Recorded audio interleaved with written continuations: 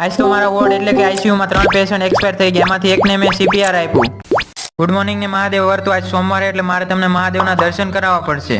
અહીંયા તો એલનો ઢગલો થઈ ગયો, જેનું નામ ખબર નથી. તમને ખબર હોય તો મને કયો. વાસણિયા મહાદેવના દર્શન કરી લો તો બોલો હર હર મહાદેવ.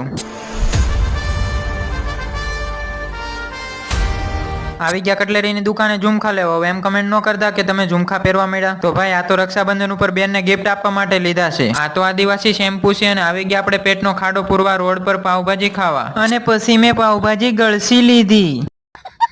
ઘરે આવીને ભાઈબંધને ફોન કરીને મેં અસાઇનમેન્ટ મંગાવી. પછી બધો વેપાર લઈને ધાબા પર વયો ગયો. બહુ ટાઈમ પછી લખ્યું એટલે લખવાનો કંટાળો આવતો હતો, પણ એટલું બધું લખ્યું ત્યાં વરસાદ ચાલુ થઈ ગયો. પછી થોડી વાર વરસાદને જોયો અને બધો સામાન લઈને નીચે આવતો રહ્યો. અને નીચે આવ્યો ત્યાં તો રોક્સીડોન એકલો લખતો હતો.